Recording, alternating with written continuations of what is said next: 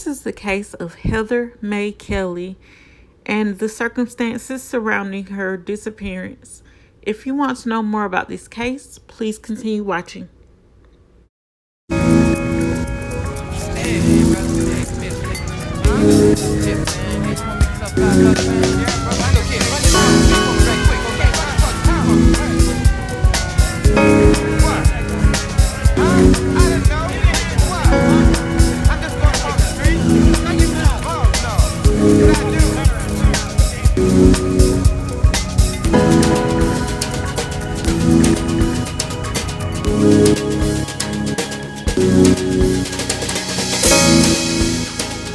You are watching Roll a Mile in My Shoes TV.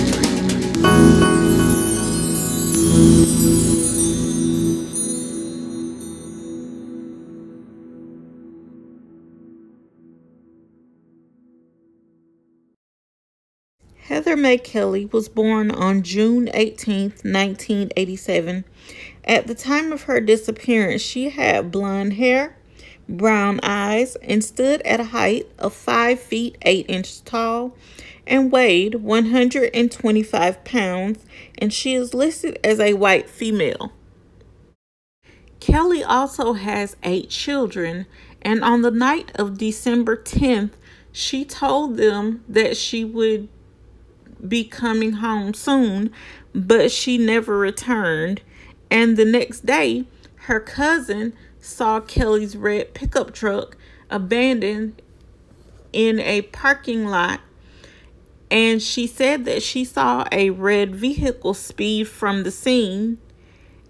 And family members are saying that her boyfriend is a person of interest in her disappearance. Police are saying that her blood and her hair was found in the charred remains of her burnt pickup truck, and they believe that her boyfriend is a person of interest as well, because she has been missing since December 10th, and she may have been the victim of foul play or homicide. Now, it is important to note that Kelley left her home at about 9 p.m. that night and called her kids around 10:20 p.m. to tell them that she'd be back shortly, but she never showed up. And it is also important to note a sheriff's deputy spotted Kelley's truck at the same location 16 hours earlier, before Kelley was reported missing and before it was set ablaze. And this is according to the NBC affiliate in Grand Rapids.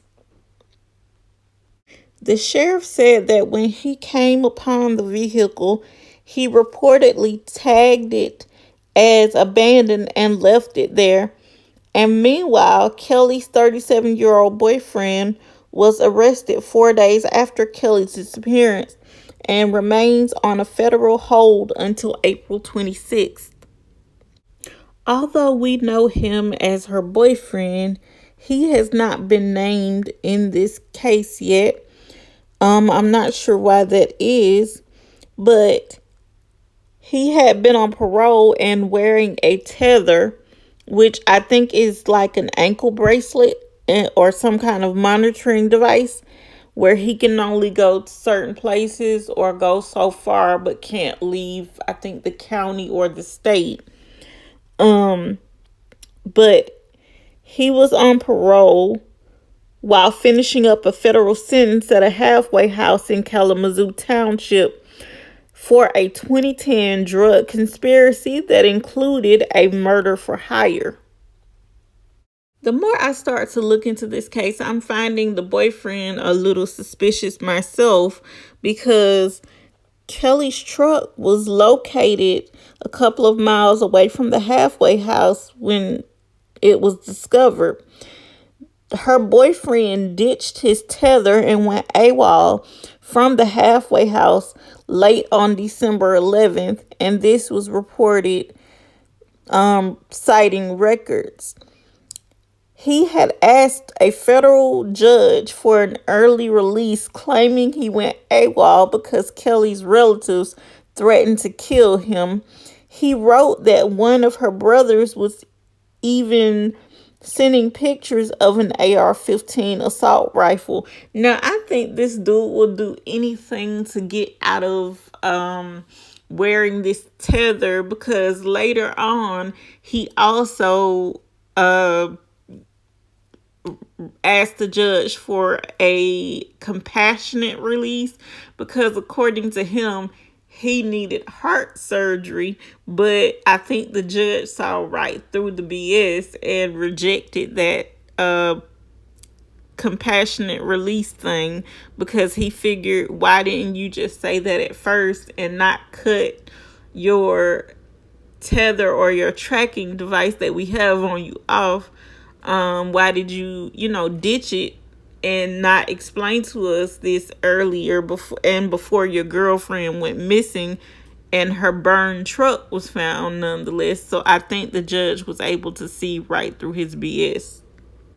And seeing as the judge saw right through his BS, the brother, basically denied, ever threatening the quote unquote boyfriend.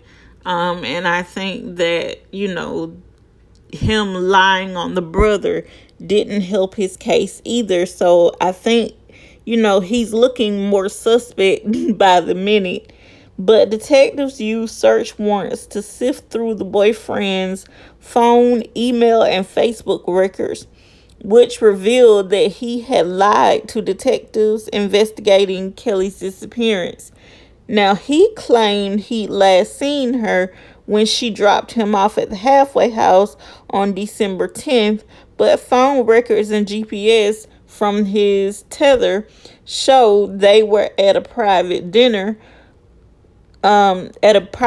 club in Kalamazoo later that night, according to the outlet.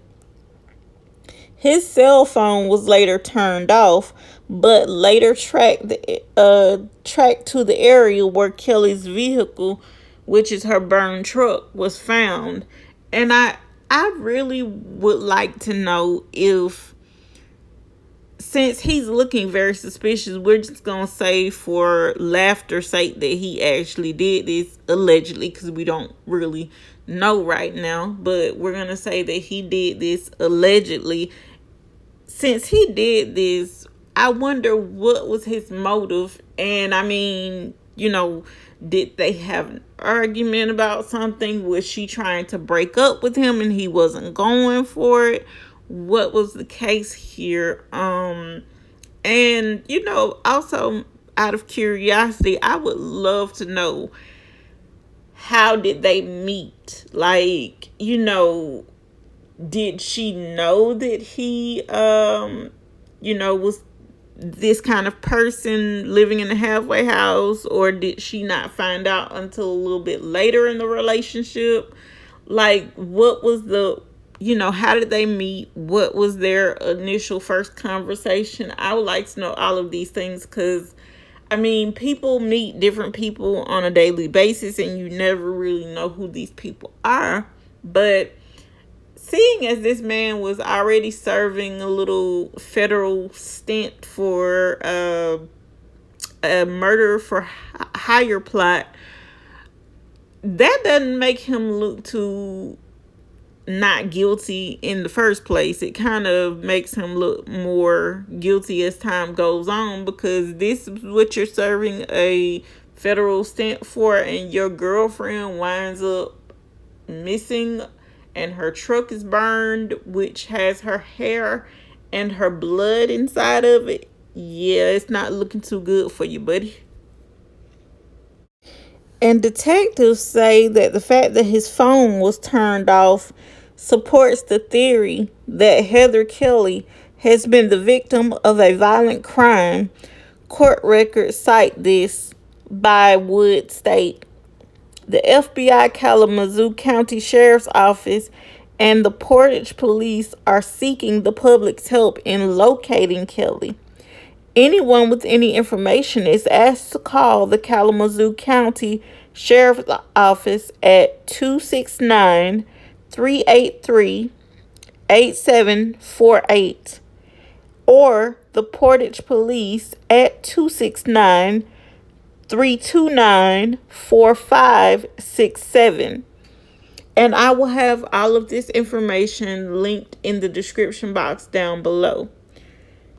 But until next time, guys, that is it for this video. If you have not already liked this video, leave me a comment down in the comment section below. And if you are not subscribed, please make sure you subscribe. And until next time, guys, I'll see you on the next one. And thanks for watching.